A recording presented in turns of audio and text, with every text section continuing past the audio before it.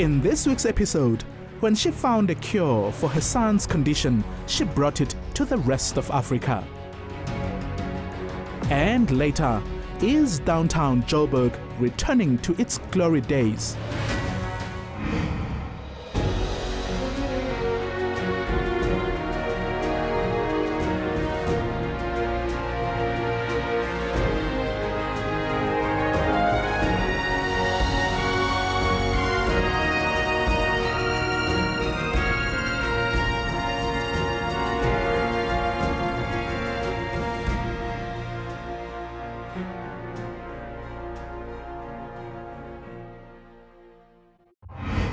When her baby was born with an uncommon medical condition, she walked a traumatic path seeking solutions.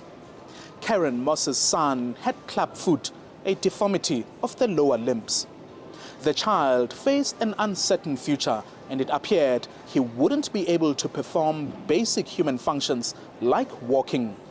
But the Cape Town mother found a non-surgical solution and now ensures as many children as possible on the African continent benefit from it.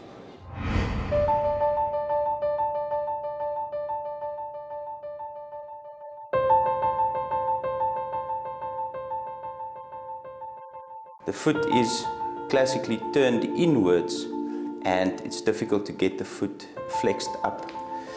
And in most cases, it's very rigid.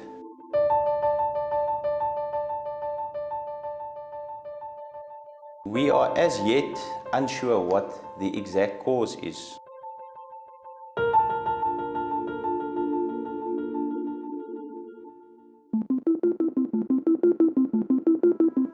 In January 2003, Karen Moss took her first step towards motherhood when she gave birth to her son, Alex.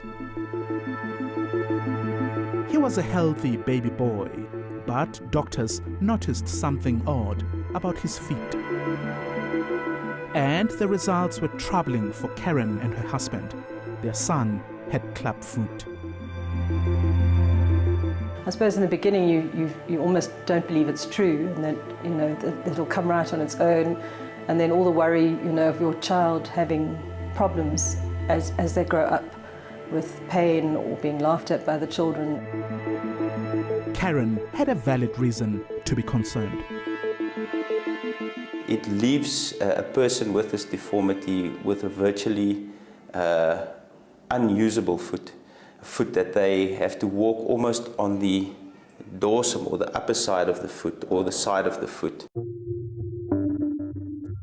Apart from facing basic challenges like walking, Alex may also not have been able to play sports.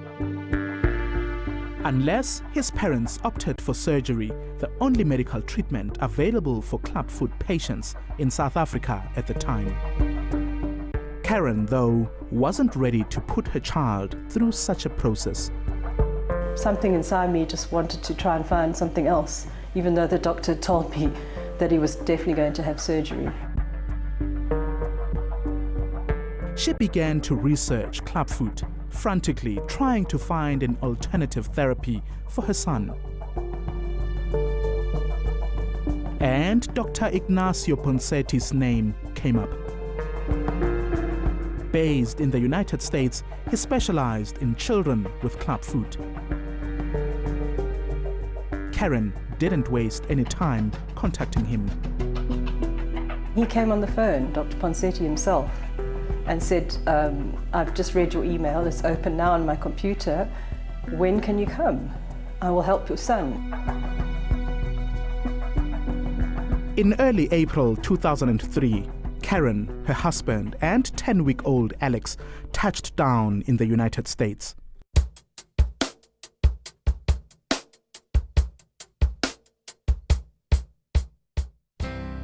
For the next 2 weeks, Dr. Ponsetti worked on the little boy, applying a simple but powerful method that has helped hundreds of children over decades. He manipulated Alex's feet using his hands to make adjustments to the bone and ligament structures.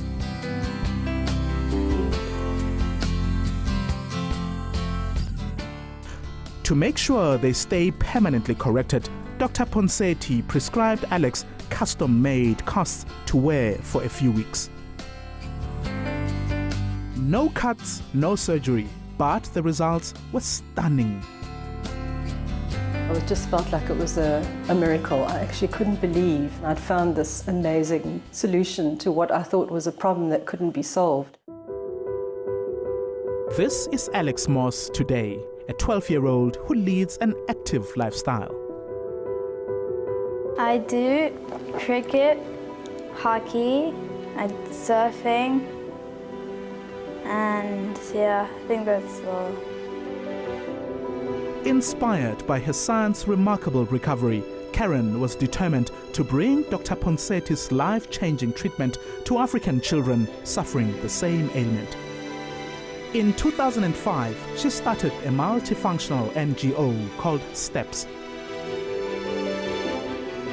Over the years, it has formed clinical partnerships throughout Southern Africa, training healthcare workers in the Ponseti method.